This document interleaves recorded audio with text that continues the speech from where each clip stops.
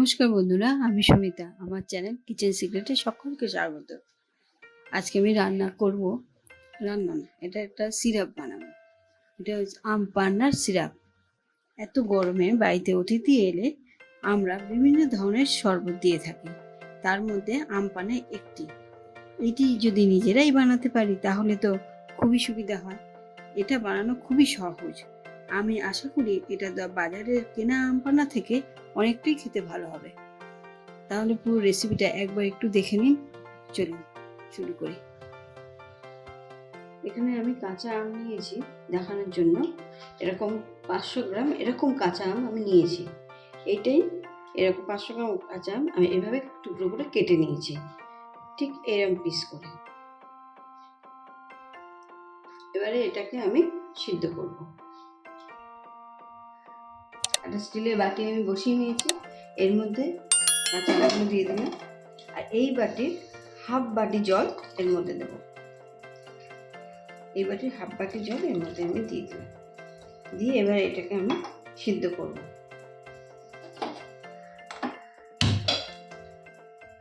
Medium আছে চাপা দিয়ে এটাকে আমি সিদ্ধ করব। এবারে আমি যে বাটিতে আম নিয়েছিলাম ওই বাটির এক বাটি পুদিনা পাতা নিয়েছি, সেগুলো আমি মিক্সার গ্রাইন্ডারে এগুলো ভালো করে পিষে নেব।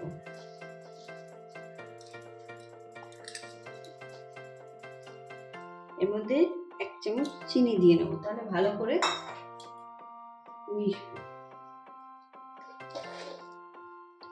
পেস্টটা খুব ভালো হবে।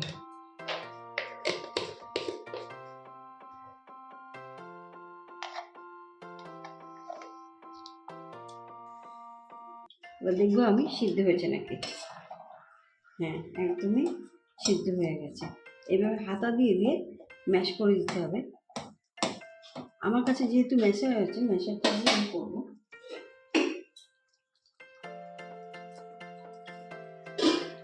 এটা দিয়ে করতে ভালো লাগবে, মানে তাড়াতাড়ি হবে এবং সুন্দরভাবে ম্যাশ হয়ে যাবে। আপনাদের কাছে যদি না থাকে হাতা দিয়ে করবেন, হাতা দিয়ে একটু সময় লাগবে। এই এটা দিয়ে সুন্দরভাবে ম্যাশ হয়ে যাবে। এবার আমি এর মধ্যে একটু চিনি দিয়ে দেবো। এবার আমি এর মধ্যে চিনি দিয়ে দিলাম। এখানে 400 গ্রাম এর থেকে একটু কম আছে, কেন 500 গ্রাম চিনিতে 500 গ্রাম আমে 500 চিনি লাগে। আমি দেব না, আমি একটু টক পছন্দ করি, এই জন্য চিনি একটু কম দিচ্ছি। 400 একটু কম আছে চিনি। এই চিনিটা মেল্ট হতে দেবো।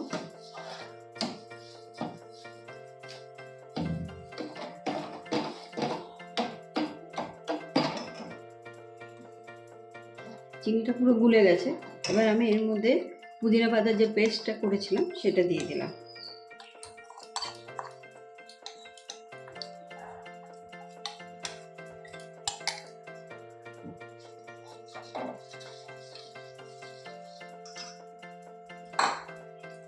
এবারে আমরা রোজকার যে চামচে করে খাওয়া দাওয়া করি ঠিক সেই চামচ মেপে আমি জিনিসগুলো দেব।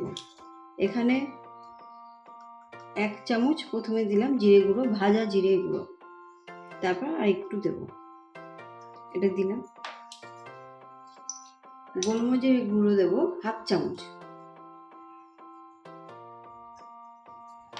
1 চামচ বিট নুন দিলাম, আর ওই চামচে হাফ চামচের একটু কম নুন, নর্মাল নুন। এবারে সমস্ত জিনিসটাকে একটু মিশিয়ে দেব।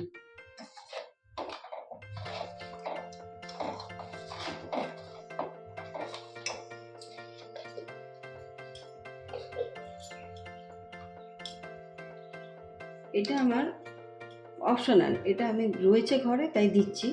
ফুড কালারটা এটা না দিলেও এটা কোনো স্বাদের কোনো পরিবর্তন আনবে না, শুধু কালার দেখতে ভালো লাগবে তাই জন্য দিয়ে দিলাম 2-4 ফোঁটা।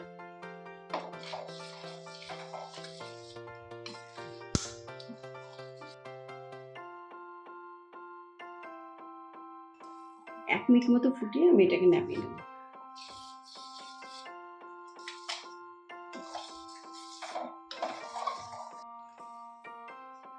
1 মিনিট ফুটে গেছে। এবার আমি গ্যাসটাকে অফ করে দিলাম, একদম এই পজিশনে নামাবো। আমি 1 চামচ লেবুর রস দিলাম।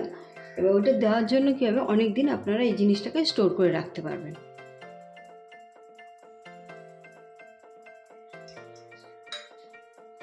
আমি এবার এটাকে একটু ছেঁকে নেব, যাতে মুখে কোনো রকমের দানা বা কুচি কিছু যেন না লাগে।